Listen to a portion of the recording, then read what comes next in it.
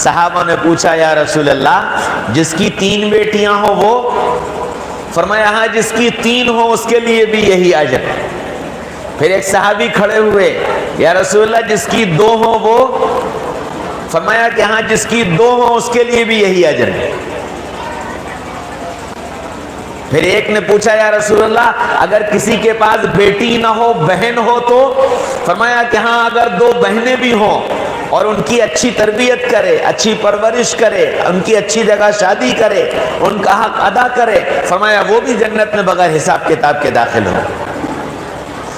حضرت عائشہ رضی اللہ عنہ فرماتی ہیں کہ اگر کوئی یہ سوال کر لیتا کہ یا رسول اللہ اگر ایک ہو تو اللہ کے رسول اس کے لیے بھی یہی بشارت دے دیتے۔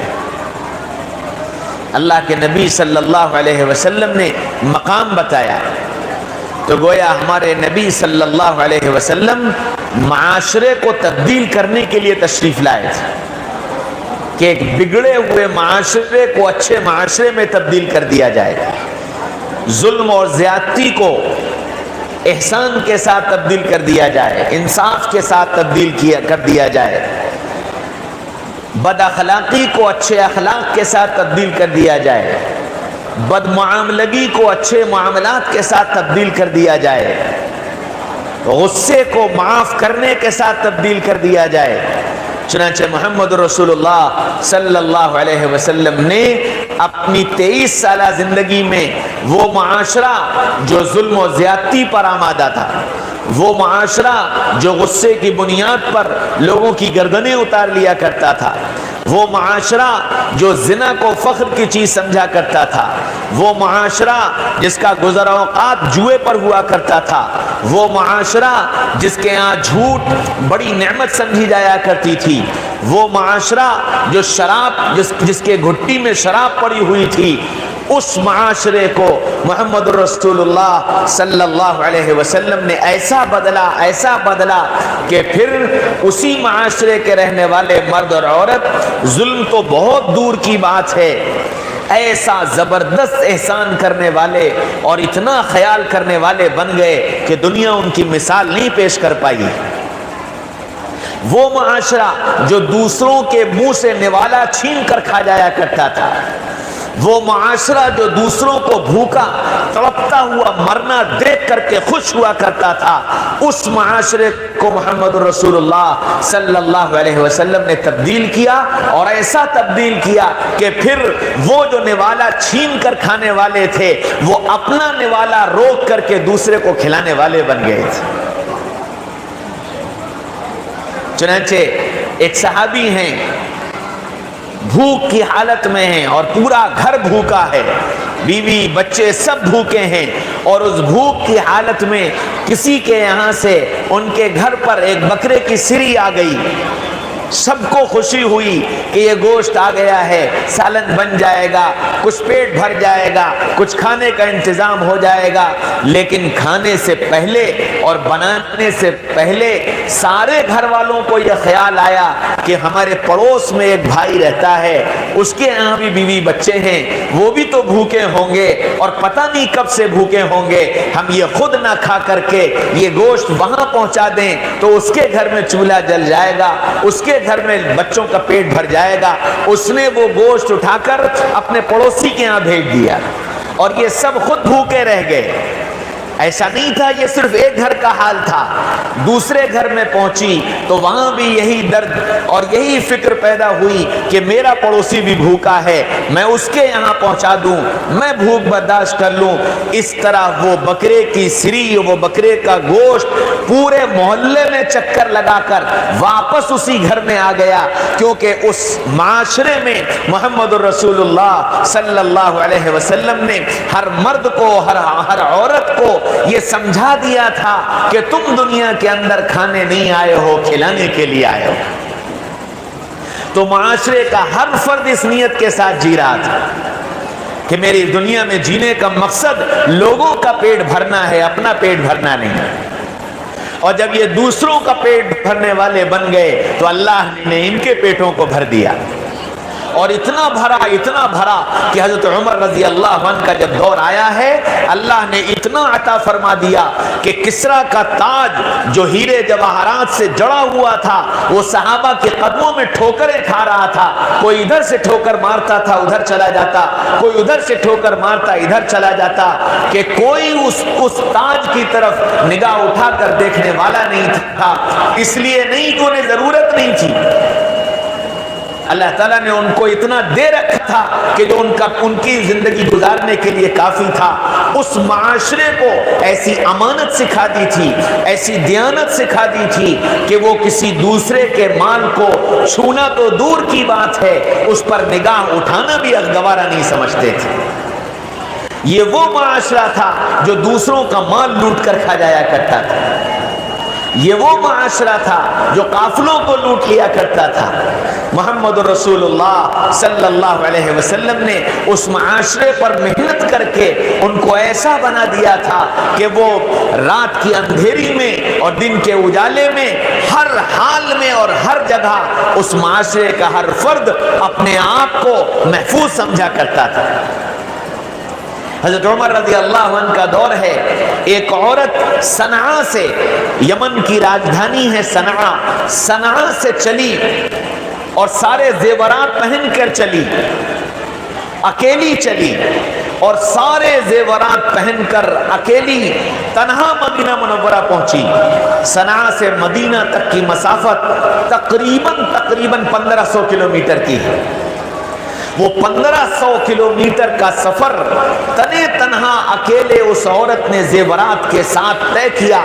حضرت عمر رضی اللہ عنہ نے اس عورت کو بلوایا اور اس سے پوچھا, اللہ کی بندی, تو صنعاء سے لے کر مدینہ اکیلی آ گئی, تجھے ڈر نہیں لگا؟ تجھے ڈر نہیں لگا؟ کہنے لگی, امیر المومنین, میں گھر سے باہر نکلی نہیں. فرمایا کہ اگر تو گھر سے باہر نہیں نکلی تو صنعاء سے یہاں کیسے آ گئی؟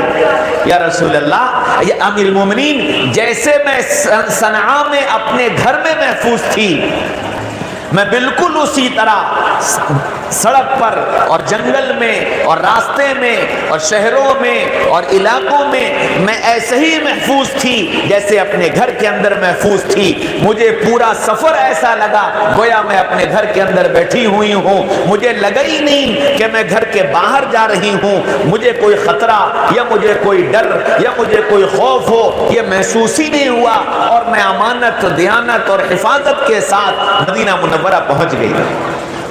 ایسا معاشرہ محمد الرسول اللہ صلی اللہ علیہ وسلم نے بنایا تھا.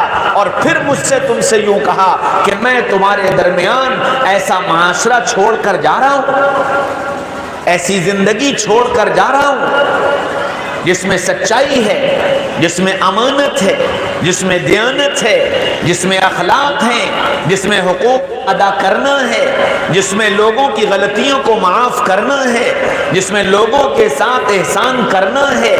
میں وہ معاشرہ تمہارے درمیان میں چھوڑ کر جا رہا ہوں.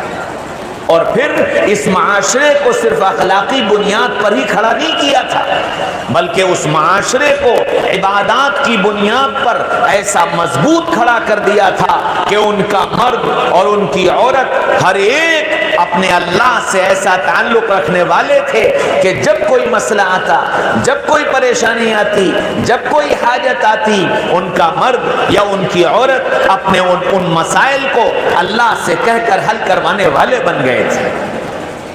بھوک آئی تو اللہ سے کہہ کر حل کروایا, آڑے آیا تو اللہ سے کہہ کر اس رکاوٹ کو دور کرایا, راستہ بھٹک گئے تو اللہ سے مانگ کر راستہ بتانے والے مہیا کروائے, سواری مر گئی اللہ سے کہہ کر سواری کو زندہ کروا لیا.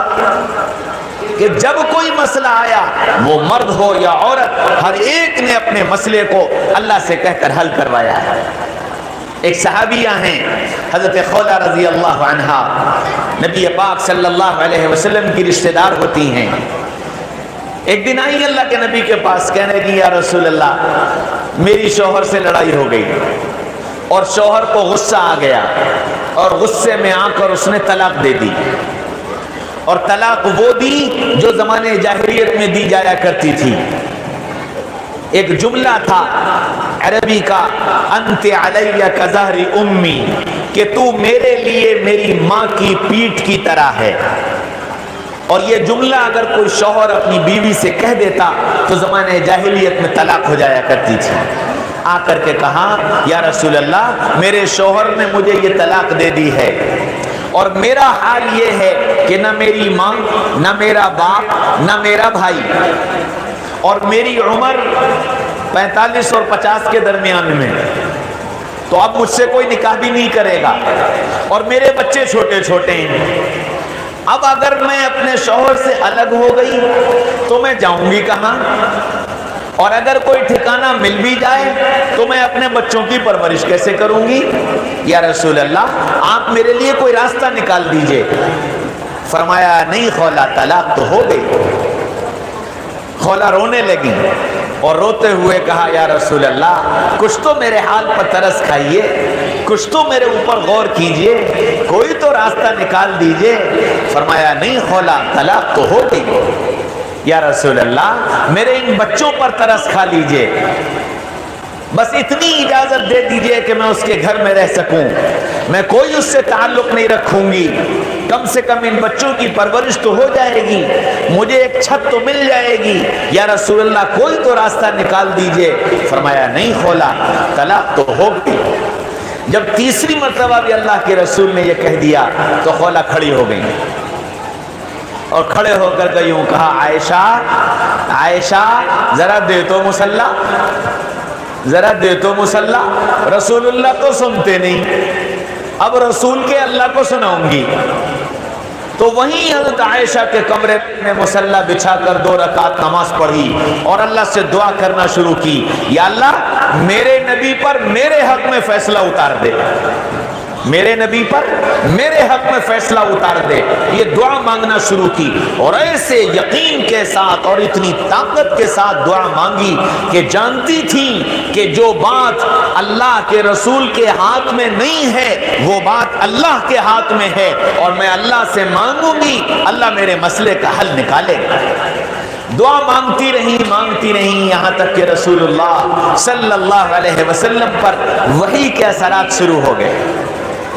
اب جب وحی آنا شروع ہوئی تو حضرت عائشہ نے خولا سے کہا خولا ذرا آہستہ دعا مانگ، نبی پر وحی آ رہی ہے۔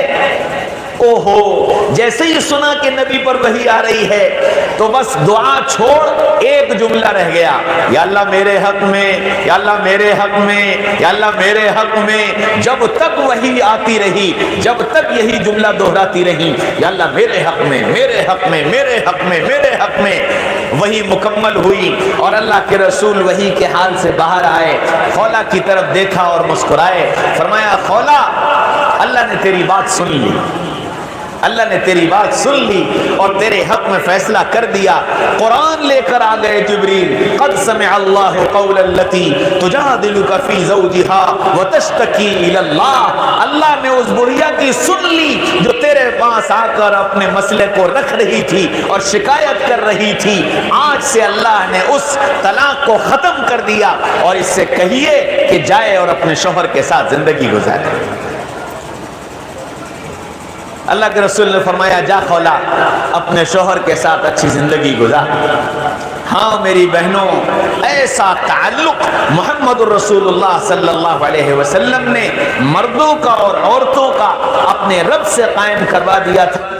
وہ معاشرہ جو اللہ کو بھول کر 360 کے آگے سر جھکا رہا تھا، ہر حاجت کے لیے ایک الگ بت بنا رکھا تھا، وہ معاشرہ جو اپنے ہاتھوں سے بت بنایا کرتا تھا اور پھر انہی کی پوجا شروع کر دیا کرتا تھا، وہ معاشرہ جو کھجور سے اپنے لیے مورتی بناتا تھا اور ان کی پوجا کرتا تھا، اور جب بھوک لگتی تھی تو اسی کو نوچ نوچ کر کے کھا جایا کرتے تھے، اس معاشرے کو ایک لا الہ الا اللہ اور ایک اللہ کی عبادت کرنے والا اور ایک اللہ کے سامنے سر جھکانے والا اور ایک اللہ سے مانگنے والا، اس معاشرے کو محمد رسول اللہ صلی اللہ علیہ وسلم نے بنایا، اور اس معاشرے کو اللہ کی کتاب قرآن دے کر کے گئے کہ اپنے مسائل کا حل اس قرآن میں تلاش کرنا۔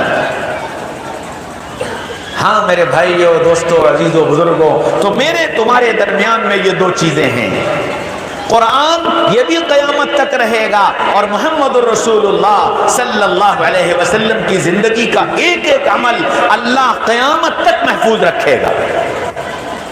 نبی کا ایک عمل چھپ نہیں سکتا، نبی کا ایک عمل ختم نہیں ہو سکتا، اللہ ہر عمل کو قیامت تک زندہ رکھیں گے، اور قرآن کی ہر آیت کو اللہ قیامت تک باقی رکھیں گے۔ وجہ کیا ہے؟ وجہ یہ ہے کہ یہ دونوں چیزیں قیامت تک کے آنے والی انسانیت کی رہبری اور رہنمائی کے لیے بھیجی گئی ہیں۔ اس لیے جس طرح میرے تمہارے ذمے قرآن کی حفاظت ہے، بالکل اسی طرح میرے تمہارے ذمے محمد الرسول اللہ صلی اللہ علیہ وسلم کی زندگی کی حفاظت ہے، اور جس طرح میرے تمہارے ذمے محمد الرسول اللہ صلی اللہ علیہ وسلم کے اعمال کی اور آپ کی زندگی کی حفاظت ہے، بالکل اسی طرح میرے تمہارے ذمے قرآن کی حفاظت ہے۔ اور یہ حفاظت ہم کریں گے، ہمیں اس کی برکت حاصل ہوگی، ہم کریں گے ہمیں اس کا اجر ملے گا، ہم کریں گے اللہ اس پر کل قیامت کے میدان میں ہم کو نبیوں کے ساتھ، صدیقین کے ساتھ، شہداء کے ساتھ اللہ کھڑا کر دیں گے۔ اور نہیں کرو گے تو قرآن نے صاف کہہ دیا، قرآن نے صاف کہہ دیا، ان تتولوا یستبدل قوما غیرکم ثم لا یکونوا امثالکم، اگر تم نہیں کرو گے تو ہمیں تمہاری کوئی ضرورت نہیں، ہمیں تمہاری کوئی ضرورت نہیں ہے۔ قرآن کی حفاظت کا وعدہ اللہ نے خود لے لیا ہے، انا نحن نزلنا الذکر وانا له لحافظون، ہم نے نازل کیا ہے، ہم حفاظت کریں گے، ہم نے نازل کیا ہے، ہم حفاظت کریں گے۔ کیسے کریں گے؟ میں آپ کو اس کی مثال دوں گا۔ روس کے اندر کمیونزم آیا، روس کے اندر کمیونزم آیا، اور ایسا کمیونزم یعنی لادینیت، نہ اللہ نہ رسول نہ قرآن نہ شریعت نہ سنت کچھ نہیں مانیں گے،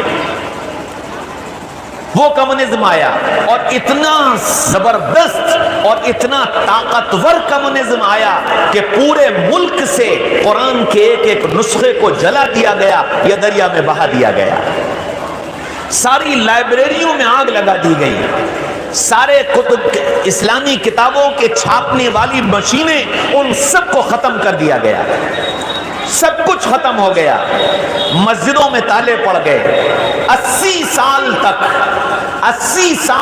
کسی مسجد میں اذان نہیں دی گئی، سارے مدرسے استبل بن گئے، فوجیوں کے اڈے بن گئے، شرابیں پی جانے لگی، ہر طرف اشتراکیت کا چرچا تھا، کمیونزم کا چرچا تھا، مسلمانوں کا اور اسلام کا حال یہ ہو گیا تھا کہ باپ مسلمان بیٹا مسلمان، باپ ڈرتا تھا کہ میرا اسلام کہیں بیٹا نہ بتا دے، اور بیٹا ڈرتا تھا کہ میرا اسلام کہیں باپ نہ بتا دے۔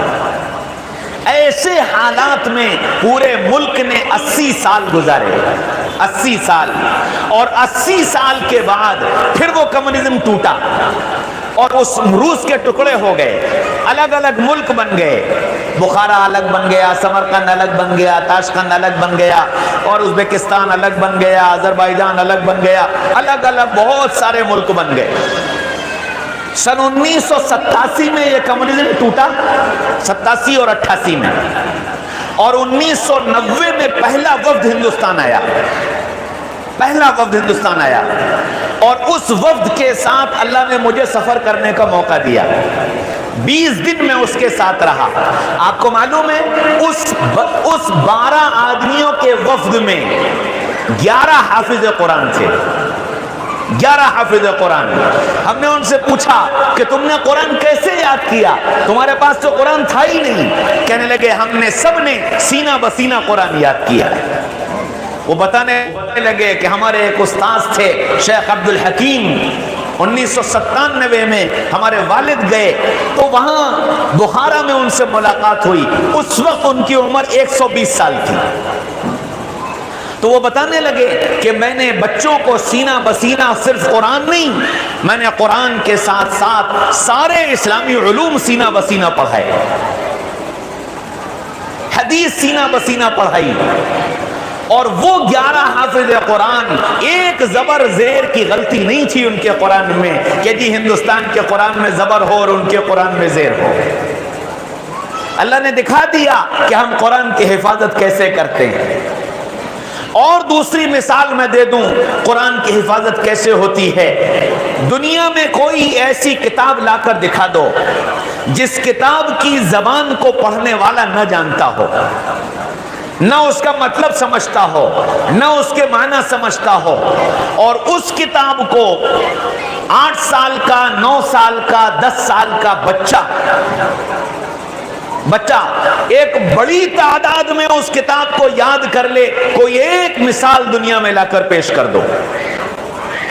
جب سے قرآن آیا تب سے لے کر آج تک کی دنیا میں کوئی ایک مثال لا کر کے پیش کر دے کہ ایک کتاب جس کی زبان بچہ نہ جانے، نہ سمجھے، نہ مطلب، نہ ترجمہ، نہ الفاظ، کچھ نہ جانتا ہو، اور پھر وہ بچہ 9 سال کی عمر میں، 10 سال کی عمر میں 550 600 صفحے کی کتاب زبانی یاد کر لے، اور ایک نہیں، 2 نہیں، 10 نہیں، 100 نہیں، ہزاروں اور لاکھوں کی تعداد میں کوئی ایک مثال لا کر دے دو۔ یہ دلیل ہے کہ یہ قرآن اللہ کا ہے اور اس کی حفاظت اللہ کریں گے۔ کیسے کریں گے اللہ دنیا میں دکھاتے ہیں۔ حدیث کی حفاظت کیسے ہوگی؟ نبی پاک صلی اللہ علیہ وسلم کے بارے میں قرآن نے گواہی دی، وَمَا يَنْتِقُ عَنِ الْهَوَىٰ، محمد صلی اللہ علیہ وسلم اپنی طرف سے کچھ نہیں بولتے، إِنْ هُوَ إِلَّا وَحْيٌ يُوحَىٰ، محمد صلی اللہ علیہ وسلم وہ بولتے ہیں جو اللہ کی طرف سے ان پر وحی کی جاتی ہے۔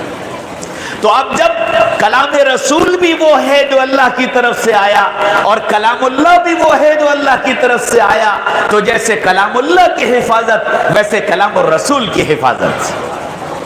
اور کلام الرسول کی حفاظت کیسی؟ اللہ اکبر، کتنے محدثین اور کتنے فقہا ایسے گزرے جنہوں نے احادیث کو زبانی یاد کیا۔ آپ سوچو گے پرانے زمانے کی بات کر رہے ہیں، ابھی 3 دن پہلے کی بات ہے، 3 دن پہلے کی بات ہے، سہارنپور میں مدرسہ مظاہر العلوم میں ایک طالب علم نے پوری بخاری زبانی یاد کر لی، پوری بخاری زبانی یاد کر لی۔ کوئی مثال تو لا کر پیش کرو۔ پھر حدیث کی حفاظت، اللہ اکبر، ایسی حفاظت اللہ تعالیٰ نے کی کہ نبی پاک صلی اللہ علیہ وسلم کی زبان سے نکلا ہوا ایک لفظ اور آپ کی زندگی سے نکلا ہوا ایک عمل حفاظت کے ساتھ ہمارے اور آپ تک آ گیا۔ آج یہ جو کچھ ہم آپ کے سامنے بیان کرتے ہیں، یا علماء آپ کے سامنے بیان کرتے ہیں، صحابہ کے واقعات بیان کرتے ہیں، نبی کے واقعات بیان کرتے ہیں، نبی کی سیرت بیان کرتے ہیں، اس میں ایک واقعہ اور ایک حدیث اور ایک جز ایسا نہیں جو براہ راست نبی پاک صلی اللہ علیہ وسلم سے جا کر نہ ملتا ہو۔ کتابوں میں محفوظ کیا گیا، اور جس نے بیان کیا اس کے نام کے ساتھ محفوظ کیا گیا۔ ساری حدیث کی حفاظت کی۔ جتنے فقہا آئے، امام ابو حنیفہ، امام شافعی، امام مالک، امام احمد ابن حنبل، اور جتنے فقہا آئے، آپ کو معلوم ہے کوئی فقیہ کیسے بنتا ہے؟ ایک فقیہ کو فقیہ بننے کے لیے کیا شرط ہے؟ ایک امام کو امام بننے کے لیے کیا شرط ہے؟ علماء نے لکھا ہے کہ وہ آدمی امام اور مجتہد بن ہی نہیں سکتا جس کو احکام کی 40,000 حدیثیں زبانی یاد نہ ہوں، زبانی یاد نہ ہوں۔ امام ابو حنیفہ رحمت اللہ علیہ، امام شافعی، امام مالک، امام احمد ابن حنبل، یہ 4 وہ امام ہیں جن کے پیچھے امت چلتی ہے۔ یہ چاروں کے چاروں ایسے تھے جن کو 40,000 سے زیادہ حدیثیں زبانی یاد تھی۔ ہاں، اللہ تعالیٰ نے آپ صلی اللہ علیہ وسلم کی زندگی کو محفوظ رکھ کر ہمارے اور آپ تک پہنچایا ہے۔ قرآن کی حفاظت کر کے اللہ نے ہمارے اور آپ تک پہنچایا ہے۔ تو یہ دونوں چیزیں میری اور آپ کی زندگی کے لیے ہدایت کا نمونہ ہے۔ یہ کرو گے اللہ تم کو منزل پہنچا دے گا. نبی کی طریقے پر زندگی گزارو گے اللہ تم کو منزل تک پہنچا دے گا. قرآن کے احکامات کو مان کر چلو گے اللہ تم کو منزل تک پہنچا دے گا. پھر جس طرح قرآن نے کرنے کے کام بتائے, نبی نے کرنے کے کام بتائے, اسی طرح قرآن نے نہ کرنے کے کام بتائے اور نبی نے نہ کرنے کے کام بتائے. یہ کرنا ہے یہ نہیں کرنا, یہ کرنا ہے یہ نہیں کرنا. قرآن بھی بیان کرتا ہے, محمد الرسول اللہ صلی اللہ علیہ وسلم بھی بیان کرتے ہیں. چنانچہ عورتوں کے لیے قرآن نے دو باتیں کہیں. ایک بات تو یہ کہی وَلَا تَبَرَّجْنَ تَبَرُّجَ الْجَاهِلِيَّةِ الْأُولَى, اے محمد صلی اللہ علیہ وسلم ان عورتوں سے کہیے کہ زمانے جاہلیت کی طرح بے پردہ نہ پھرا کریں. ایک بات. اور دوسری بات کہی یدنین علیہن من جلابیبہن, ان عورتوں سے کہیے کہ جب گھر سے باہر نکلا کریں تو اپنے کو چادر میں چھپا لیا کریں. پھر مردوں سے کہا اے مردوں تم اپنی نگاہوں کی حفاظت کیا کرو. قل للمؤمنین یغضوا من ابصارہم, ان مردوں سے کہیے اپنی نگاہوں کو نیچا رکھا کریں, اپنی نگاہوں کو آوارہ نہ بنائیں. ادھر عورتوں سے کہا وَقُلْ لِلْمُؤْمِنَاتِ يَغْضُضْنَ أَبْصَارِهِنَّ, ان عورتوں سے کہیے کہ اپنی نگاہوں کو نیچا رکھا کریں, اپنی نگاہوں کو آوارہ نہ بنائیں. تو قرآن یہ بتاتا ہے کیا کرنا ہے کیا نہیں کرنا ہے. دنیا یہ کہتی ہے کہ جی اسلام نے عورت کو پردے میں قید کر دیا, بڑا ظلم کیا, بڑی زیادتی کی, عورتوں کے ساتھ ناانصافی ہے. اگر عورتوں کو پردے کا حکم دیا گیا تو مردوں کو بھی پردے کا حکم دینا چاہیے تھا. ایسا کیوں کیا گیا, زیادتی کی گئی. ہم یہ کہتے ہیں کہ دنیا میں اللہ تعالیٰ نے قانون یہ بنایا ہے کہ جن چیزوں کو قیمتی بنایا ان کو پردے میں چھپایا ہے, جن چیزوں کو قیمتی بنایا ان کو پردے میں چھپایا. بادام پردے میں, اخروٹ پردے میں, کیلا پردے میں, انار پردے میں, آم پردے میں, اور آگے بڑھیے سونا پردے میں, چاندی پردے میں, ہیرا پردے میں, پلیٹینیم پردے میں, یورینیم پردے میں, اور یہ سب بہت بڑی چیزیں ہیں. 5 کا سکہ بھی پردے میں رہتا ہے, ایک ناک کی کیل بھی پردے میں رہتی ہے. کیوں؟ اس لیے کہ یہ قیمتی. گیہوں کا دانہ پردے میں, مکئی کا دانہ پردے میں, چاول کا دانہ پردے میں. تو کیا میری بہن بیٹیاں اس چاول کے دانے سے بھی زیادہ بے قیمت ہو گئی, اس گیہوں کے دانے سے بھی زیادہ بے قیمت ہو گئی؟ میری بہنوں, میری بچیوں, اللہ نے تم کو قیمتی بنایا ہے, اس لیے تم کو پردے میں چھپایا ہے. تم اپنے پردے کی حفاظت کرو گے اللہ تمہارے حسن کی حفاظت کرے گا. تم اپنے پردے کی حفاظت کرو گی اللہ تمہارے ایمان کی حفاظت کرے گا. چونکہ ہم پیدائشی مسلمان ہیں اس لیے ہم کو نہیں معلوم کہ ایمان اور ایمانی احکامات یہ کتنے قیمتی ہیں. امریکہ کے اندر ایک لڑکی ڈانس کرنے والی ایک رات کلب میں ڈانس کر رہی تھی, اور ڈانس کرتے کرتے اس نے شراب پی اور شراب کے نشے میں دھت ہو گئی. جب ڈانس ختم ہوا تو وہ کلب سے نکلی, گھر جا رہی تھی, نشے کی حالت میں مدہوش تھی تو گر پڑی اور سڑک کے کنارے پڑی ہوئی تھی. ادھر سے ایک ایمان والا اللہ کا بندہ گزرا, اس نے دیکھا کہ ایک بچی ہے, 18-19 سال اس کی عمر ہے, اور وہ اس کا جسم آدھا کھلا آدھا ڈھکا سڑک کے کنارے پڑی ہوئی ہے. اس اللہ کے بندے نے اپنی چادر اتاری اور اتار کر اس لڑکی کو اڑا دی. جب اس کا نشہ ختم ہوا اور ہوش میں آئی, اور وہ آدمی وہیں کنارے ایک پارک کی بینچ تھی اس پر بیٹھ گیا. جب وہ ہوش میں آئی اور اس نے اپنے اوپر چادر دیکھی تو حیران ہوئی. وہ ادھر ادھر دیکھنے لگی, اس کی نگاہ اس آدمی پر پڑی, اس کے پاس گئی, اوپر کس نے ڈالی؟ تو اس اللہ کے بندے نے کہا کہ بیٹی یہ چادر میں نے تمہارے اوپر ڈالی تھی. تمہارا جسم کھلا تھا، سردی ہو رہی تھی، مجھے خیال آیا کہ تمہیں سردی نہ لگ جائے، اس لیے میں نے یہ چادر ڈال دی تھی۔ پھر اس مرد نے اس سے پوچھا بیٹی تم کہاں رہتی ہو؟ اس نے بتایا میں فلاں جگہ رہتی ہوں۔ یہاں کیسے آئیں؟ میں ڈانس کرتی ہوں اور رات ڈانس کرنے ہی یہاں آئی تھی، ڈرنک زیادہ کر لی تھی تو نشے کی وجہ سے مجھے ہوش نہیں رہا۔ تو اس اللہ کے بندے نے پھر اس کو سمجھانا شروع کیا، اللہ کا تعارف کرایا، محمد رسول اللہ کا تعارف کرایا، پھر اس لڑکی کو اس کی عظمت بتائی، اس کا مقام بتایا، اس کا احترام بتایا، اتنا بتایا اتنا بتایا، اتنا سنایا کہ وہ لڑکی زار و قطار رونے لگی اور روتے روتے کہنے لگی کہ آپ کون ہو؟ تو انہوں نے کہا کہ میں کرنل ہوں فلاں جگہ۔ کہنے لگے کرنل صاحب میرے لیے بچنے کا کوئی راستہ ہے؟ کہنے لگا ہاں کلمہ پڑھو۔ اس نے کلمہ پڑھا، ایمان میں داخل ہوئی، اور ایمان میں داخل ہونے کے بعد اس نے کہا کہ اب مجھے کیا کرنا ہے؟ تو کرنل صاحب نے اس کو کہا بیٹی ابھی اس وقت تم میری چادر لے کر گھر چلی جاؤ، پھر میں تم کو بتاؤں گا تمہیں کیا کرنا ہے۔ کہنے لگی کرنل صاحب میں ایک رات کے ڈانس کے $3000 لیتی ہوں، $3000۔ کرنل صاحب لیکن آج سے میں عہد کرتی ہوں کہ اب کبھی ڈانس نہیں کروں گا۔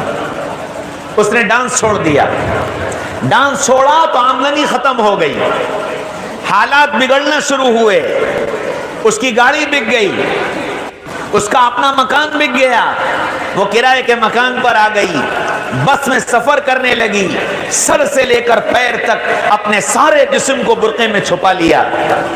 اس کی تعلیم چلنے لگی، پڑھنے لگی۔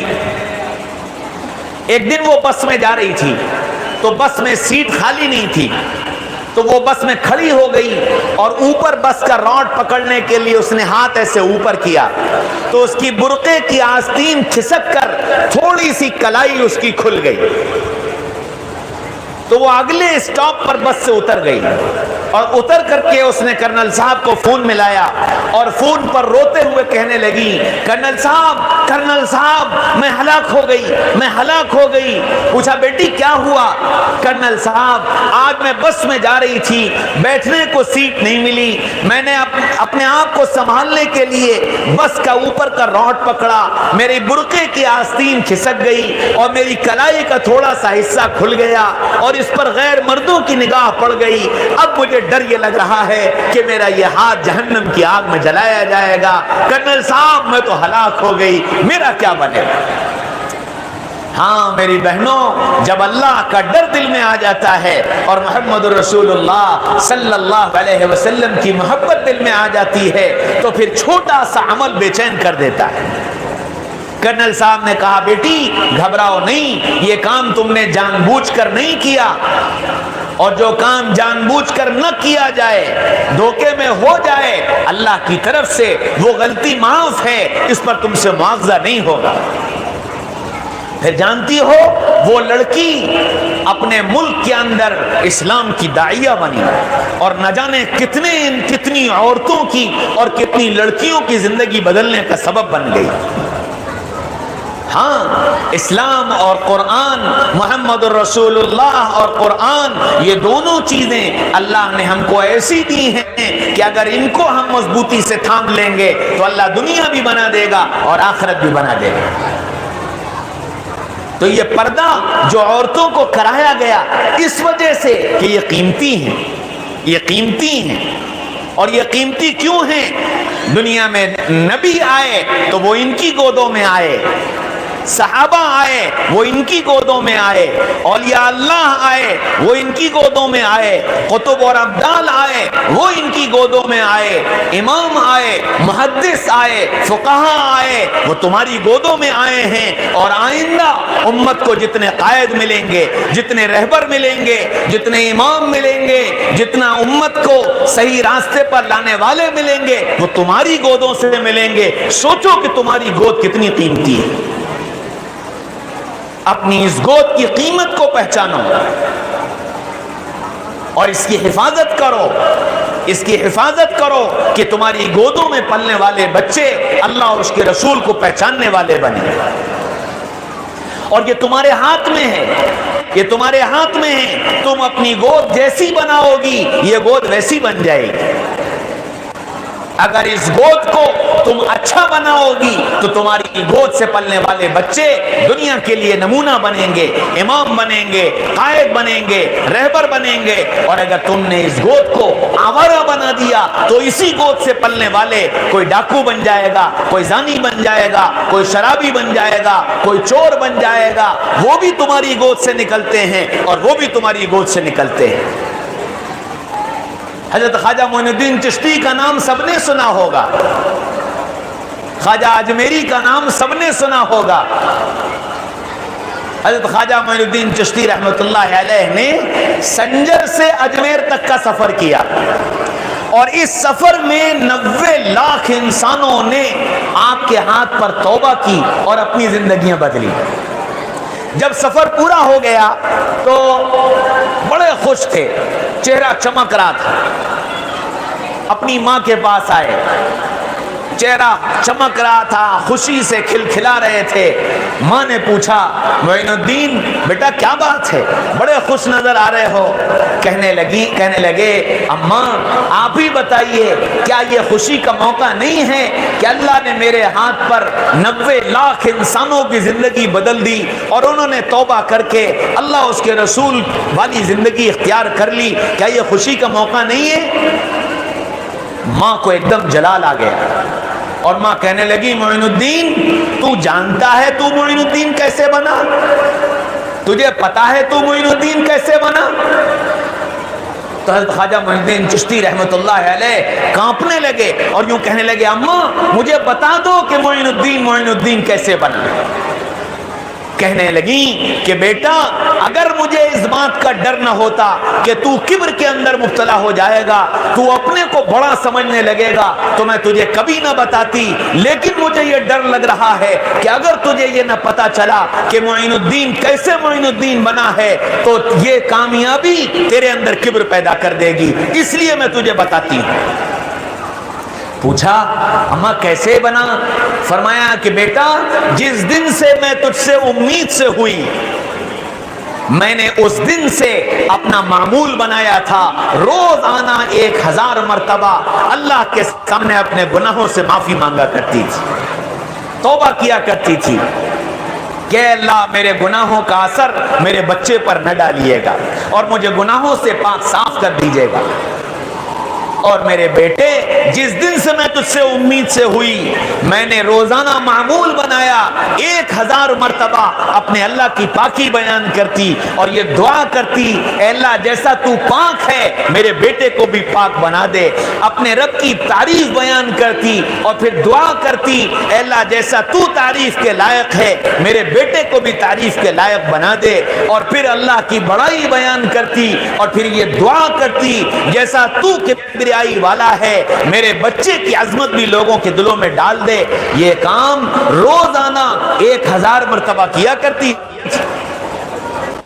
پھر فرمایا کہ بیٹے جس دن سے میں تجھ سے میں نے معمول بنایا روزانہ 1000 مرتبہ اپنے آقا کی خدمت میں درود بھیجا کرتی تھی اور یہ دعا کیا کرتی تھی اے میرے رب میرے بچے کے اندر وہ صفات پیدا فرما دے اور میرے بچے سے وہ کام لے لے جو کام محمد الرسول اللہ صلی اللہ علیہ وسلم سے لیا گیا.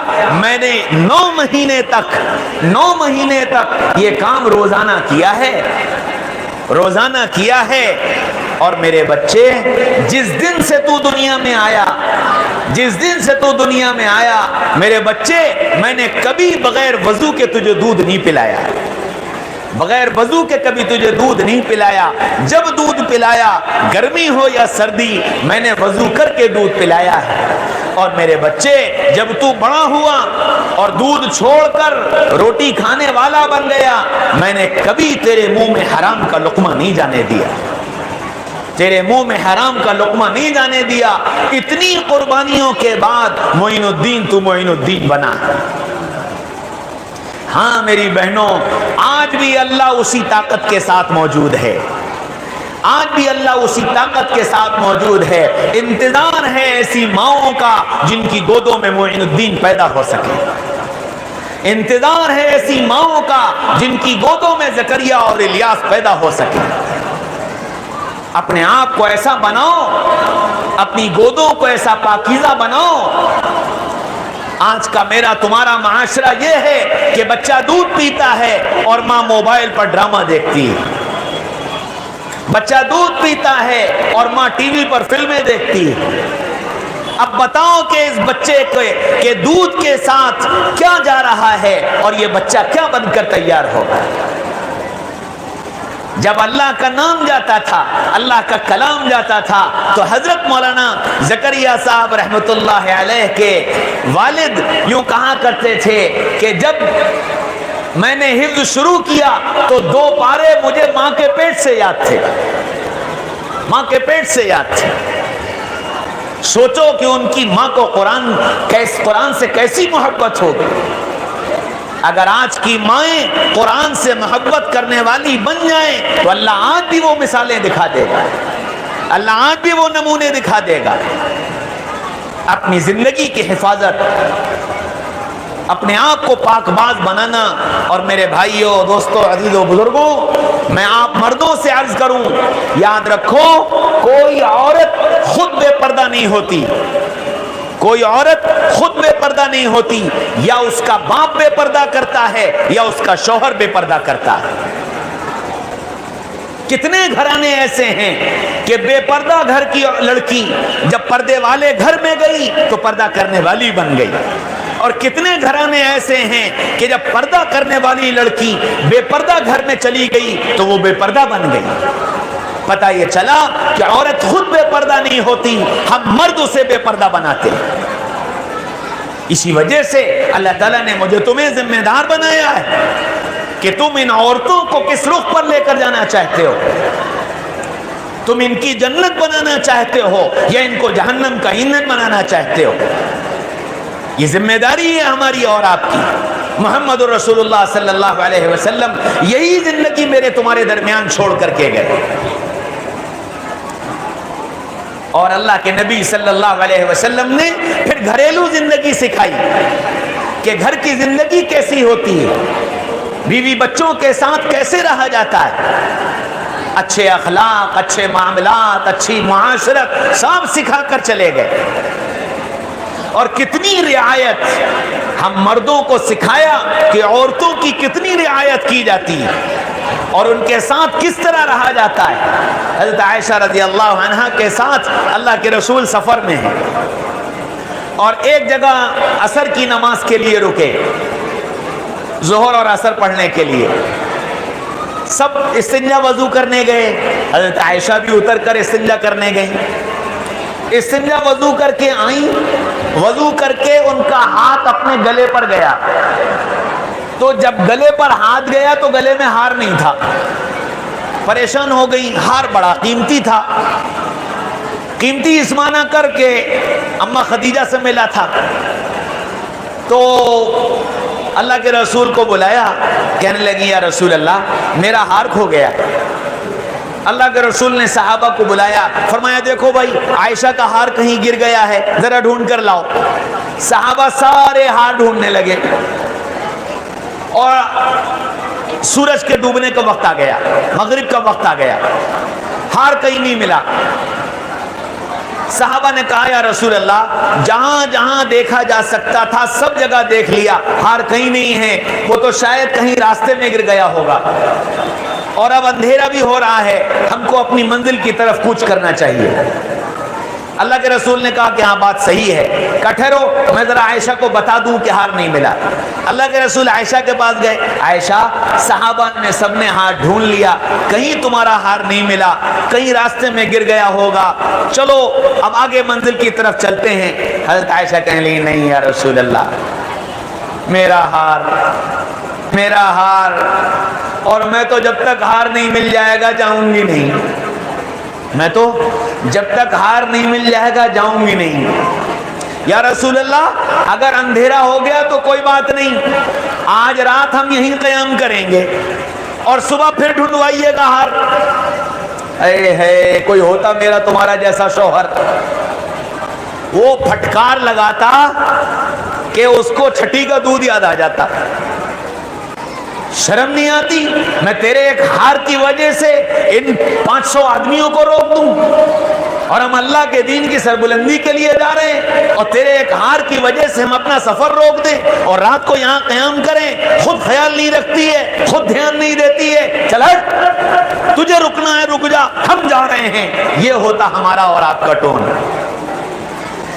اللہ کے رسول صلی اللہ علیہ وسلم سے عائشہ نے کہا یا رسول اللہ میرا حال، اور ہم رات ہی قیام کریں گے.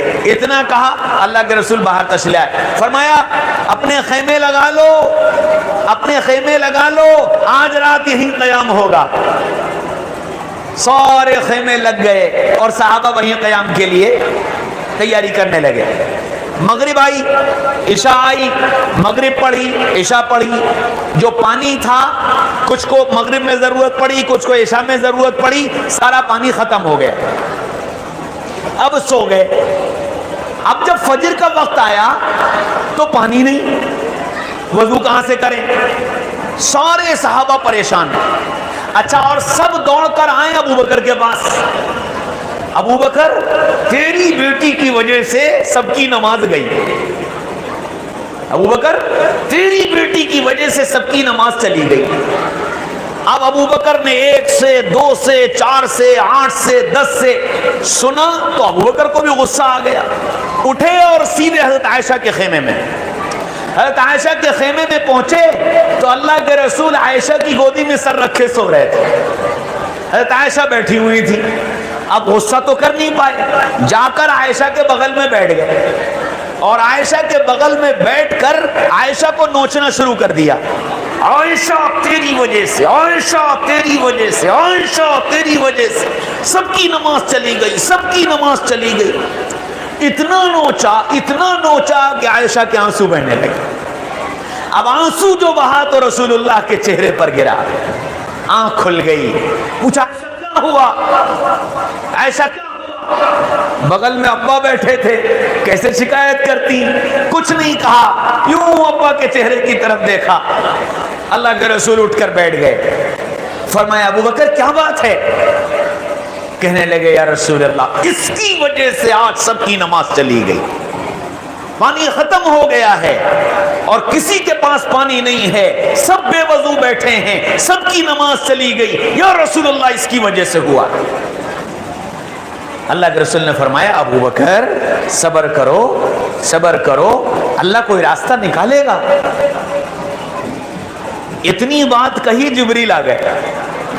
حضرت جبریل آئے، فرمایا کہ یا رسول اللہ، اللہ کہتا ہے فَإِن لَّمْ تَجِدُوا مَاءً فَتَيَمَّمُوا صَعِيدًا طَيِّبًا فَامْسَحُوا بِوُجُوهِكُمْ وَأَيْدِيكُمْ إِلَى الْمَرَافِقِ. اے محمد صلی اللہ علیہ وسلم اپنے ساتھیوں سے کہیے کہ اگر پانی نہ ہو تو مٹی سے تیمم کر لیں، اور تیمم اس طرح کریں کہ ایک مرتبہ ہاتھ مٹی پر ماریں اور چہرے پر مل لیں، اور پھر دوبارہ مٹی پر ہاتھ ماریں اور اپنے ہاتھوں پر کونیوں تک مل لیں.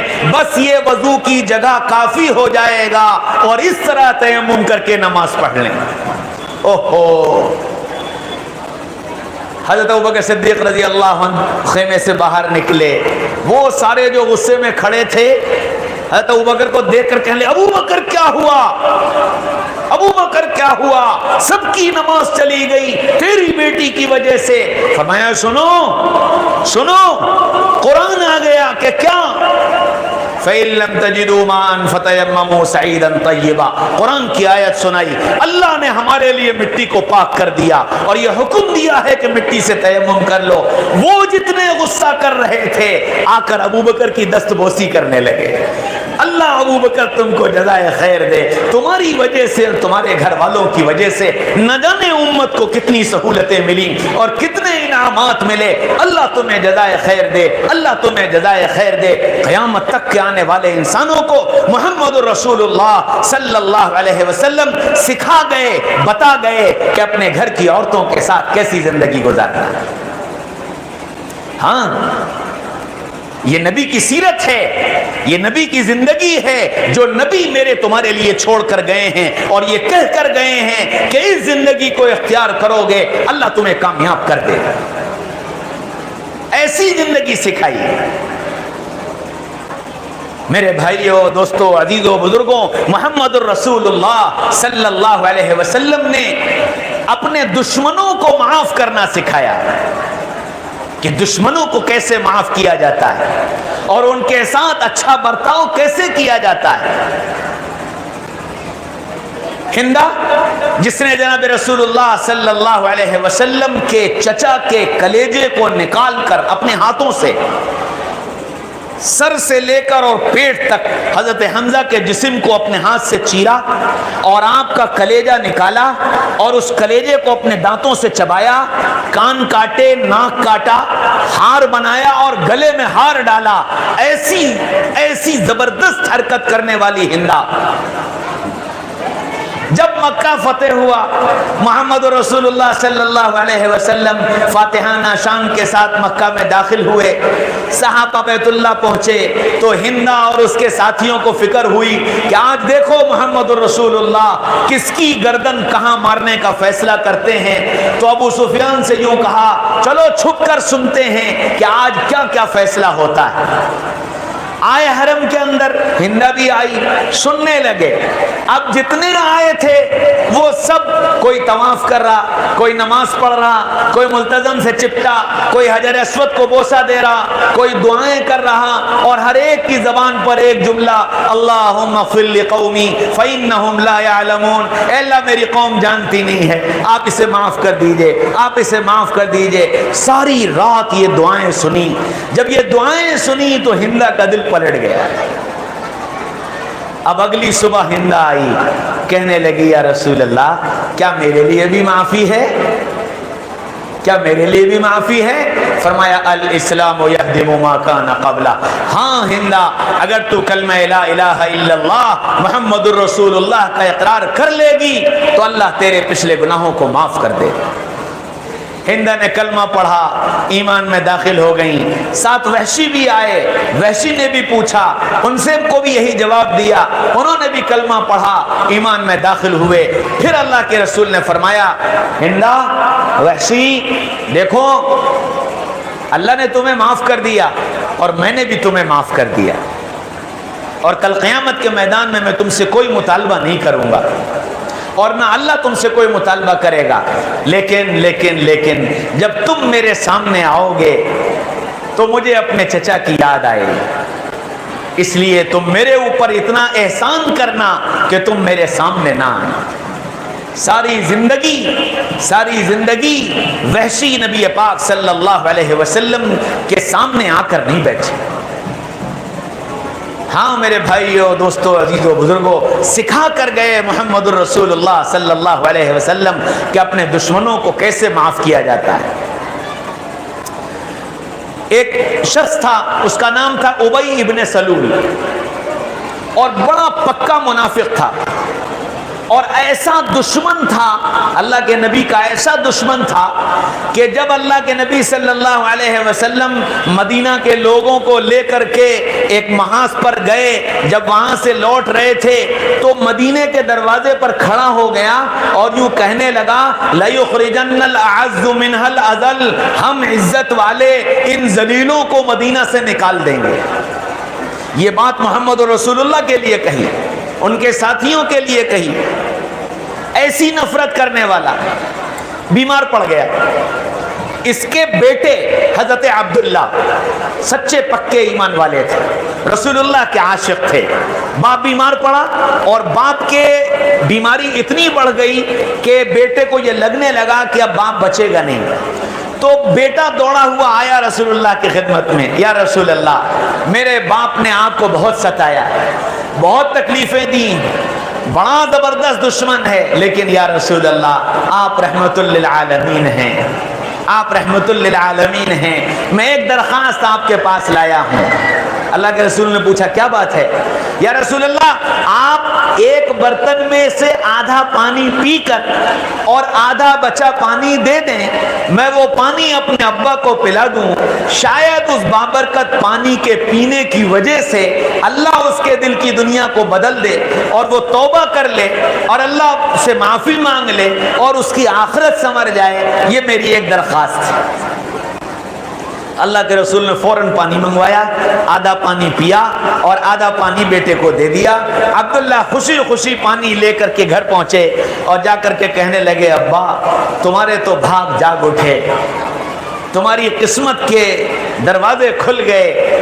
کیا ہوا کہ محمد الرسول اللہ صلی اللہ علیہ وسلم نے اپنا بچا ہوا پانی تمہیں دیا ہے، ابا یہ پانی پی لو، تمہارے دل کے بند تالے کھل جائیں گے اور اللہ تمہیں ہدایت دے دے گا اور اللہ کل آخرت میں تمہیں جہنم کے عذاب سے بچا لے گا۔ تو وہ ظالم کہنے لگا، عبداللہ اگر تو اس برتن میں پیشاب لے کر آتا تو میں وہ پیشاب تو پی لیتا، محمد الرسول اللہ کا بچا پانی نہیں پیوں۔ اس نے وہ پانی نہیں پیا اور اسی حال میں مر گیا۔ جب وہ مر گیا تو بیٹا پھر آیا، یا رسول اللہ ابا نے آپ کا پانی تو پیا نہیں اور ابا کا انتقال ہو گیا، یا رسول اللہ ایک احسان کر دیجئے۔ آپ نے پوچھا کیا؟ یا رسول اللہ اپنا کرتا دے دیجئے، میں آپ کے کرتے میں اسے کفناؤں گا، شاید آپ کے بابرکت کرتے کی برکت سے اللہ اسے عذاب سے بچا لے۔ اللہ کے رسول نے فوراً کرتا اتار کر کے دے دیا کہ یہ لو۔ وہ کرتا لے کر جانے لگے تو پھر کیوں کہا، یا رسول اللہ ایک درخواست اور ہے۔ کہ کیا؟ یا رسول اللہ آپ اس کی نماز جنازہ پڑھا دیجئے، شاید آپ کے دعا کی برکت سے اللہ اس کو عذاب سے بچا لے۔ فرمایا ٹھیک ہے جاؤ تم تیاری کرو۔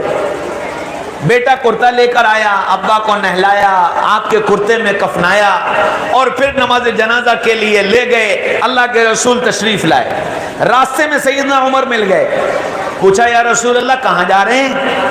فرمایا کہ وہ ابی ابن سلول مر گیا ہے، اس کی نماز جنازہ پڑھانے جا رہا ہوں۔ ہرگز نہیں یا رسول اللہ، ہرگز نہیں، وہ منافق ہے، ظالم ہے، آپ اس کی نماز نہیں پڑھائیں گے۔ فرمایا عمر ابھی مجھے اللہ نے منع نہیں کیا، تم کون ہوتے ہو مجھے منع کرنے والے؟ حضرت عمر خاموش ہو گئے۔ اللہ کے رسول تشریف لے گئے اور جا کر اس کی نماز جنازہ پڑھائی۔ جب نماز جنازہ پڑھا چکے تو پھر بیٹے نے ایک درخواست کی، یا رسول اللہ آپ اسے اپنے ہاتھ سے قبر میں اتار دیں، شاید آپ کے ہاتھوں سے قبر میں اتارنے کی برکت سے اللہ اسے عذاب سے بچا لے۔ رسول اللہ نے اپنے ہاتھ سے اسے قبر میں اتارا۔ پھر ایک درخواست کی، یا رسول اللہ ایک درخواست اور ہے، کیا آپ اپنا لعاب دہن اس کے منہ میں ڈال دیں، شاید اللہ اس کی برکت سے اسے عذاب سے بچا لے۔ آپ نے اس کا منہ کھولا اور اپنا لعاب دہن ڈالا اور پھر قبر سے باہر نکلے۔ یہ سارا عمل دیکھ کر 300 منافق کھڑے ہوئے تھے، ان 300 کے 300 نے کلمہ پڑھا اور سچے پکے مومن بنے اور رسول اللہ صلی اللہ علیہ وسلم واپس تشریف لے آئے۔ اب واپس آئے تو جبریل آ گئے، واپس آئے تو جبریل آ گئے اور جبریل قرآن لے کر آئے، ان تستغفر لهم او لا تستغفر لهم 70 مرة فلن يغفر الله لهم۔ اے محمد صلی اللہ علیہ وسلم آپ اس کے لیے استغفار کریں یا نہ کریں اور 70 مرتبہ بھی آپ استغفار کریں، میں اسے معاف نہیں کروں گا، میں اسے معاف نہیں کروں گا۔ یہ اللہ کا حکم آیا اور پھر آگے فرمایا کہ اے محمد صلی اللہ علیہ وسلم آئندہ آپ ایسے لوگوں کے نماز جنازہ نہیں پڑھائیں گے۔ اوہو، کیا یہ جبریل پہلے نہیں آ سکتے تھے؟ کیا یہ قرآن کی آیت پہلے نہیں آ سکتی تھی؟ یہ کیوں بعد میں آئی؟ اور جبریل کیوں بعد میں آئے؟ یہ حکم کیوں بعد میں دیا گیا؟ قیامت تک کے آنے والے انسانوں کو ایک پیغام دینا تھا، تم جانتے ہو کس نبی کے امتی ہو؟ تم جانتے ہو کس نبی کے امتی ہو؟ وہ نبی جس نے اپنے جانی دشمن کے ساتھ احسان پر احسان، احسان پر احسان، احسان پر احسان کیا، یہاں تک کہ جب یہ آیت آ گئی پھر فرمایا کہ اگر اللہ یہ کہہ دیتا کہ 70 سے زیادہ اگر تم استغفار کرو گے تو میں اسے معاف کر دوں گا، تو میں اس کی نماز جنازہ 71 مرتبہ پڑھاتا۔ ہاں میرے بھائیوں، میری بہنوں، اللہ کے نبی صلی اللہ علیہ وسلم مجھے تمہیں سکھا کر بتا کر چلے گئے کہ تم کو دشمنوں کے ساتھ کیسے رہنا ہے۔ اس نبی کی سیرت کو اختیار کرو، اپنی زندگی کے لیے مشعل راہ دو چیزوں کو بنا لو، قرآن پر اپنی زندگی گزارو، محمد رسول اللہ کے طریقے پر زندگی گزارو۔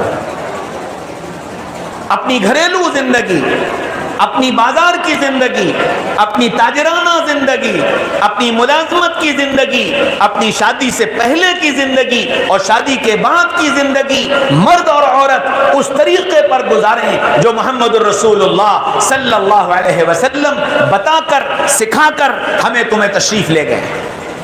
اگر اس طریقے پر زندگی گزاریں گے اللہ دنیا بھی بنا دے گا اور آخرت بھی بنا دے گا۔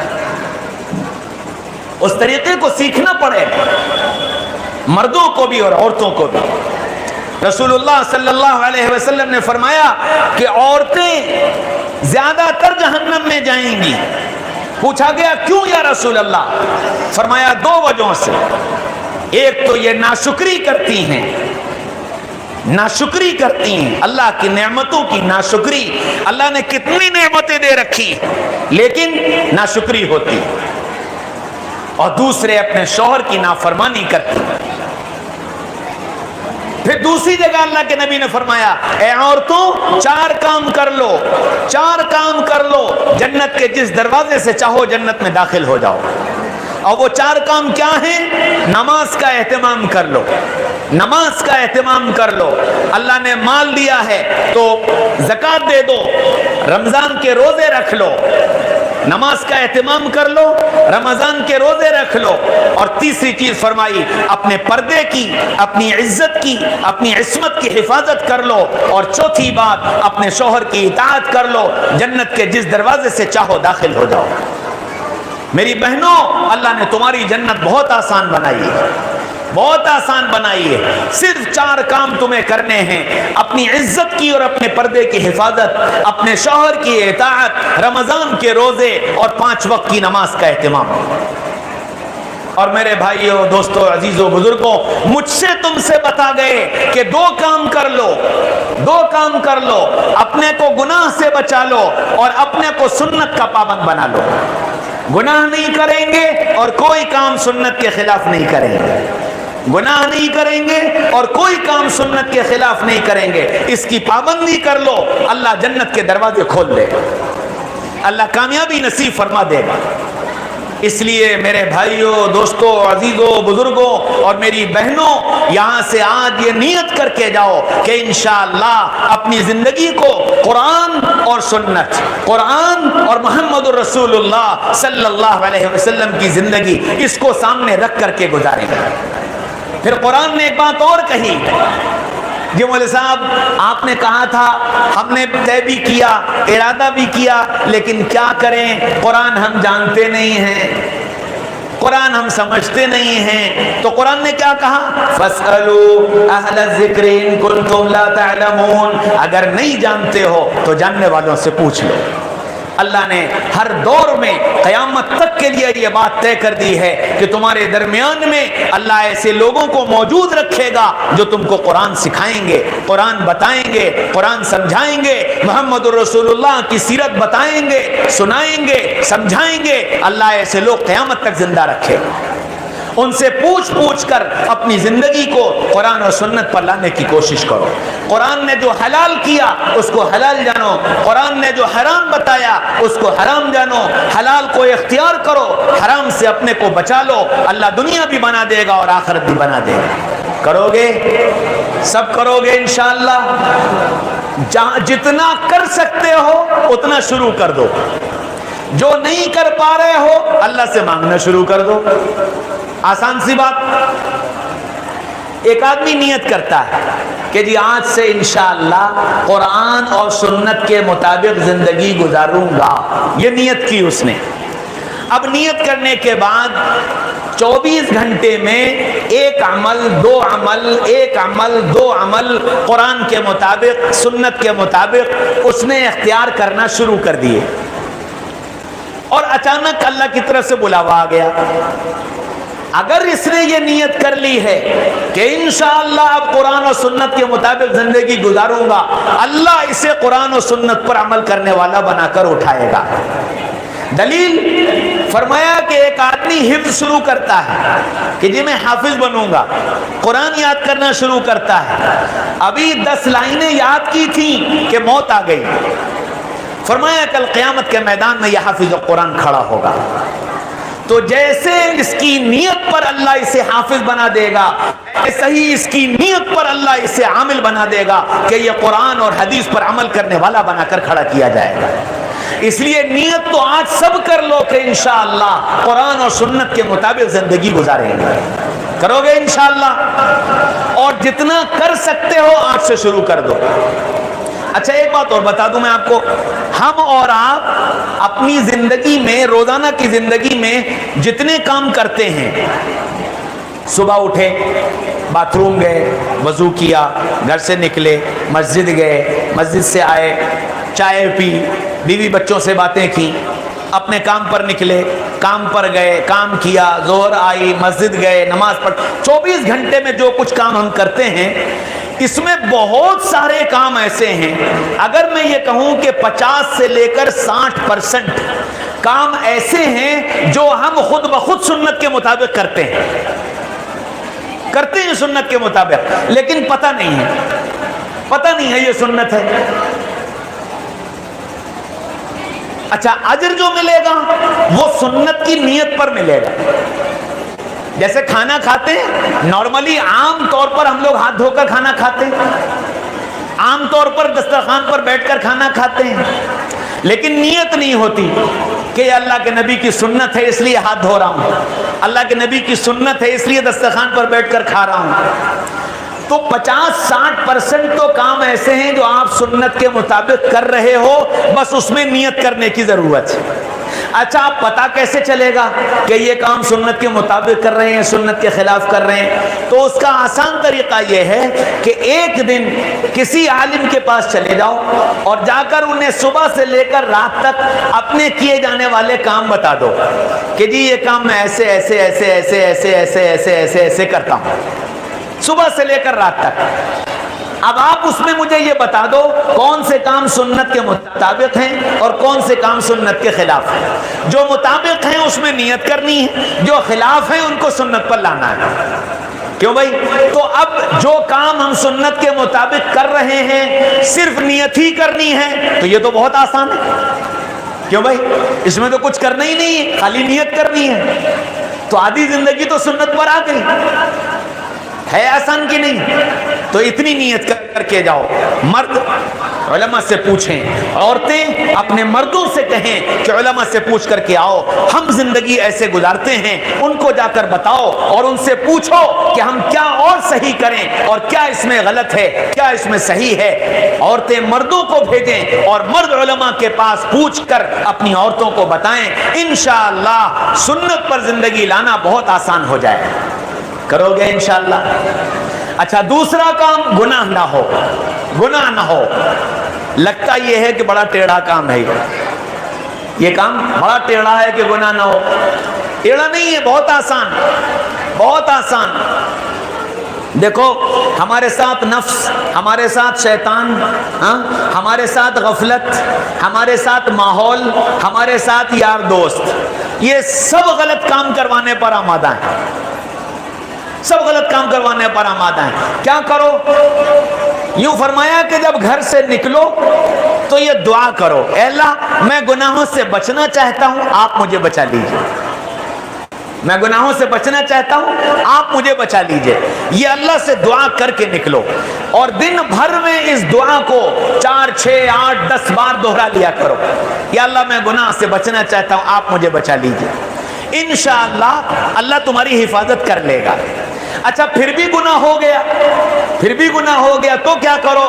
قرآن نے کہا فَقُلْتُ اسْتَغْفِرُوا رَبَّكُمْ إِنَّهُ كَانَ غَفَّارًا، اے محمد صلی اللہ علیہ وسلم ان سے کہیے اگر تم سے غلطی ہو گئی ہے معافی مانگ لو، اللہ بہت معاف کرنے والا ہے، اللہ تمہارے گناہوں کو معاف کر دے گا۔ اور میرے بھائیوں، دوستوں، بزرگوں، یاد رکھو اللہ تعالیٰ نے مجھے تمہیں پیدا ہی اسی لیے کیا ہے کہ ہم غلطی کریں اور پھر معافی مانگیں۔ اللہ نے پیدا ہی اسی لیے کیا ہے۔ اگر ہم ایسے ہوتے کہ ہم سے گناہ ہوتے ہی نہیں تو پھر اس کے لیے تو فرشتے کافی تھے، یہ تو فرشتوں کی شان ہے، لا یعصون اللہ ما امرہم، اللہ نے جو کہہ دیا اس کے خلاف کر ہی نہیں سکتے، تو یہ تو فرشتوں کی شان ہے۔ ہم بندوں کی شان یہ ہے کہ غلطی ہو جائے توبہ کر لیں، توبہ کریں گے اللہ معاف کرے گا، اور اللہ توبہ کرنے والے بندوں کو بہت پسند کرتا ہے۔ ان اللہ یحب التوابین، اللہ تعالیٰ توبہ کرنے والے بندوں سے بڑی محبت کرتا ہے۔ اور یہ بات کہہ کر ہم ہمارے تمہارے جیسے گناہگاروں کو ایک تسلی دے دی کہ اپنے گناہوں کی وجہ سے نا امید مت ہو جانا، مجھے توبہ کرنے والے بہت پسند ہیں، مجھے توبہ کرنے والے بہت پسند ہیں۔ اس لیے میرے بھائیوں، دوستوں، عزیزوں، بزرگوں، گناہ ہو جائے توبہ کر لو، آئندہ نہ کرنے کا عزم کر لو، اور اللہ سے دعا کرو یا اللہ میں گناہ سے بچنا چاہتا ہوں، آپ مجھے گناہ سے بچا لیجئے۔ انشاءاللہ ثم انشاءاللہ وہ دن آئے گا جب اللہ گناہوں سے پاک کر دیں گے۔ کرو گے؟ سب کرو گے انشاءاللہ؟ اللہ مجھے تمہیں کہنے سننے سے زیادہ عمل کرنے والا بنا دے۔ ایک درخواست اور ہے، دیکھو یہ آج کا جلسہ محمد الرسول اللہ صلی اللہ علیہ وسلم کی پیدائش کے دن کی خوشی میں آپ یہاں جمع ہوئے ہیں۔ محمد رسول اللہ صلی اللہ علیہ وسلم کی آمد یقینی بات ہے کائنات کی سب سے بڑی نعمت ہے اور کائنات کی سب سے بڑی خوشی ہے، اور میرے اور آپ کے، ہم مردوں کے، ہم عورتوں کے بلا شبہ یہ بات کہی جا سکتی ہے کہ محبوب ہیں سیدنا محمد رسول اللہ صلی اللہ علیہ وسلم۔ ہیں کہ نہیں؟ ارے بولو ہیں کہ نہیں؟ اچھا، جس سے محبت ہوتی ہے اس کو ہدیہ دینے کا دل چاہتا ہے؟ کیوں بھائی؟ دل چاہتا نہیں چاہتا ہے؟ جس سے محبت ہوتی ہے اس کو میں کچھ ہدیہ دوں۔ جیسے ایک آدمی کو اپنے پیر سے محبت ہے تو جب پیر صاحب کے پاس جاتا ہے تو کچھ نہ صحیح تو 1 کلو آم لے لو۔ کیوں بھائی؟ لے جاتا نہیں لے جاتا ہے؟ کچھ نہ صحیح 50 روپے ہدیہ دے دو، کیوں؟ محبت ہے۔ تو پتہ یہ چلا کہ جب محبوب سے محبت ہوگی تو ہدیے کا تقاضا پیدا ہوگا۔ اچھا، اور اگر محبوب بھی محبت کرتا ہے، اگر محبوب بھی اپنے عاشق سے محبت کرتا ہے تو پھر وہ محبوب اس ہدیے کی بڑی حفاظت کرتا ہے، محبوب اس ہدیے کی بڑی حفاظت کرتا ہے۔ جیسے ایک لڑکی کی شادی ہوئی اور شادی کے پہلے دن شوہر نے اس کو ایک انگوٹھی دی۔ کیوں دی؟ محبت کی وجہ سے، اور اپنی محبت کی نشانی بنا کر اس نے وہ انگوٹھی اسے دی۔ تو اب وہ لڑکی جب رات کو سوتی ہے تو سارے زیور اتار دیتی ہے، کان کے بندے بھی اتار دیتی ہے، ہار بھی اتار دیتی ہے، چوڑیاں بھی اتار دیتی ہے، پائل بھی اتار دیتی ہے، سب اتار دیتی ہے، لیکن وہ انگوٹھی نہیں اترتی، وہ انگوٹھی نہیں اترتی۔ کیوں؟ کہ یہ محبوب کی نشانی ہے، یہ محبوب کی نشانی ہے، محبت کی نشانی ہے، یہ اس انگوٹھی کی حفاظت کرتی ہے۔ پتہ یہ چلا کہ اگر سامنے والا ہمارا محبوب ہم سے محبت کرتا ہے تو وہ ہمارے ہدیے کی بھی حفاظت کرے گا اور ہمارے ہدیے کی بھی قدر کرے گا۔ حضرت مولانا سعید احمد خان صاحب رحمۃ اللہ علیہ مدینہ منورہ میں 40 سال رہے اور اللہ نے دنیا کے ملکوں میں ان سے دین کا بڑا کام لیا۔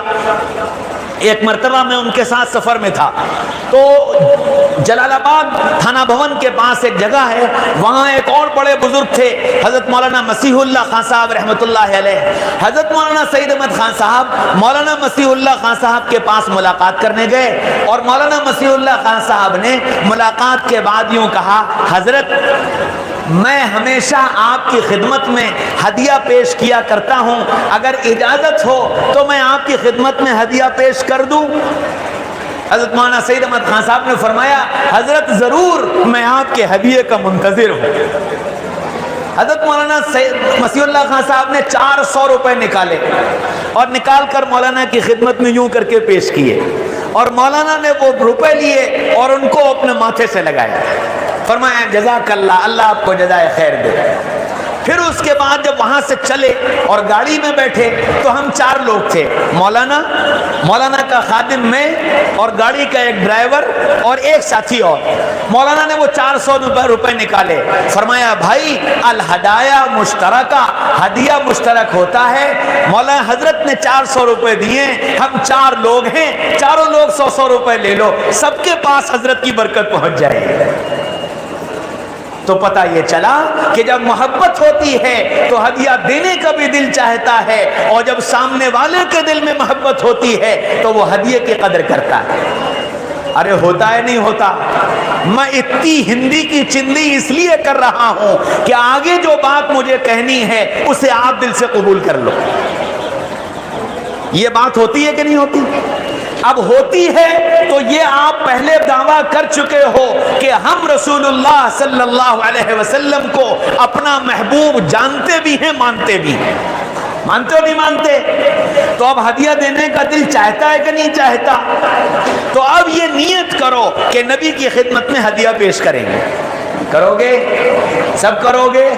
تو دیکھو آج ہے 12 ربیع الاول، یہ ربیع الاول کا مہینہ، اس کے 17-18 دن باقی ہیں۔ یہ مہینہ پورا بابرکت ہے نبی کی آمد کی برکت سے۔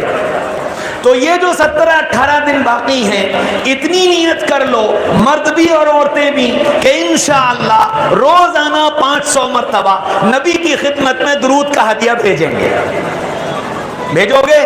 سب بھیجو گے؟ ذرا ہاتھ اٹھا کر ارادہ کرو انشاءاللہ کہ سب نبی کی خدمت میں صرف 500 مرتبہ، میں نے زیادہ نہیں کہا، اور بہت آسان ہے، صلی اللہ علیہ وسلم، صلی اللہ علی النبی الکریم، اللہم صلی علی سیدنا محمد وعلی آل سیدنا محمد وبارک وسلم۔ یہ چھوٹے چھوٹے درود ہیں، ان کو 500 مرتبہ صبح سے لے کر اگلی صبح تک 24 گھنٹے میں چلتے پھرتے اٹھتے بیٹھتے پڑھ کر کے نبی کی خدمت میں ہدیہ بھیج دو۔ کیا ہوگا؟ نبی تمہارے ہدیے کی قدر کریں گے اور نبی تمہارے ہدیے کی حفاظت کریں گے۔ کیسی قدر ہوگی؟ کل جب اللہ ہم قیامت کے میدان میں کھڑے ہوں گے اور ہمارے اعمال تولے جائیں گے، ہماری نیکیاں کم پڑ گئیں، نبی دوڑ کر آئیں گے اور آ کر کہیں گے کہ میرے امتی تیری ایک امانت میرے پاس ہے، یہ لے جا، اور لے جا کر اپنے ترازو میں رکھ دے، اللہ اس کی برکت سے تیرا بیڑا پار کر دے گا۔ اور یہ اس ہدیے کو لے کر جائے گا اور ترازو میں رکھے گا، اللہ اس کے نیکی کے پلے کو جھکا دے گا اور اس کو ہمیشہ ہمیشہ کامیابی مل جائے گی۔ کتنا قیمتی تحفہ ہے! کرو گے؟ سب کرو گے؟ اللہ مجھے تمہیں اپنے نبی سے سچا عشق کرنے والا بنا دے اور اپنے نبی سے سچی محبت کرنے والا بنا دے، اور قرآن والی زندگی اور نبی والی زندگی اختیار کرنے والا بنا دے۔ اللہ مجھے تمہیں تمام اعمال میں اپنے نبی کا اتباع نصیب فرما دے۔ وآخر دعوانا ان الحمد للہ رب العالمین۔